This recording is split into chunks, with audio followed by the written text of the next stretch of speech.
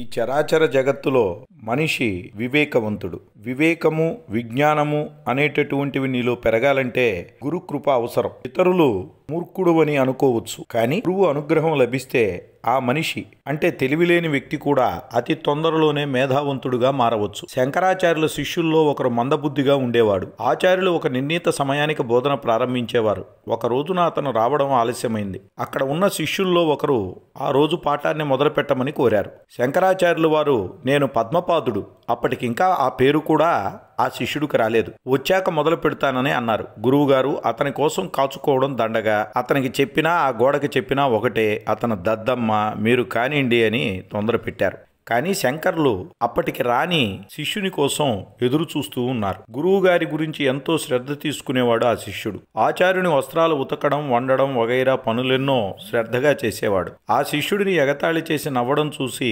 శంకరాచార్యుల వారు చాలా బాధపడేవారు. నీ గురించి గురువు అంత శ్రద్ధ, అభిమానం చూపడం అంటే అంతకంటే ముఖ్యమైనది మరొకటి లేదని వాళ్ళు ఆ శిష్యుడిని ఆట పట్టించేవారు. ఇంతలో శిష్యుడు పరిగెత్తుకుంటూ వస్తూనే గురువును శ్లాఘిస్తూ తోటక వృత్తంలో శ్లోకాలు ఇలా చదవడం ప్రారంభించాడు. విదితాకిల శాస్త్ర సుధాజలదే అంటూ. మూర్ఖుడని అందరూ ముద్ర వేసిన శిష్యుడు అలాంటి అద్భుతమైన శ్లోకాలను అంత కష్టకమైన తోటకాష్ట ఛందస్సులో పఠిస్తుంటే ఇతర శిష్యులందరూ తెల్లబోయారు. ఇప్పటికీ కంచి లేదా శృంగేరి పీఠాలకు చెందిన శంకరాచార్యుల వారు ఇతర చోట్ల పర్యటనకు వచ్చినప్పుడు శ్రీ ఆదిశంకరులను కీర్తిస్తూ నాడు పద్మపాదుడు చేసిన శ్లోకాలను చదివే స్వాగతం పలుకుతుంటారు. మందమతి అయిన శిష్యుడు అంతటి పాండిత్యం చూపడం ఇప్పటికీ ఎంతో ఆశ్చర్యపరుస్తుంది. ఇతర శిష్యుల సంగతి అంతగా మనకి తెలియదు. ఆ శిష్యుడు గురువుకు పూర్తిగా అంకితమైనాడు, ఆరాధించేవాడు. ఓ సందర్భంలో నది అవతల గట్టున ఉన్న శంకరాచార్యులను చేరాల్సి వచ్చింది. గురువు మీద తనకున్న గాఢమైన విశ్వాసం, గురువునే తలిస్తూ భక్తితో అతను నీటిపై వరుసగా తేలుతున్న పద్మాలపై పాదాలను పెడుతూ నడిచి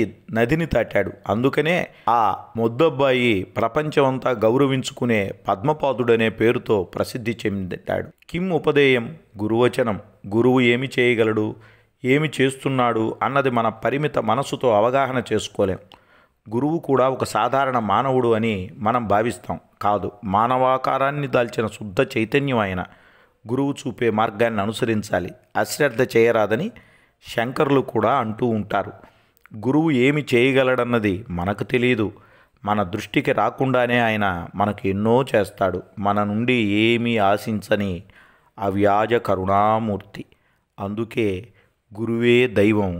దైవం అంటే మరెవరో కాదు, గురువే. భారతమాతకు వందనం. తెలుగు తల్లికి అభివందనం. వందే మాతరం.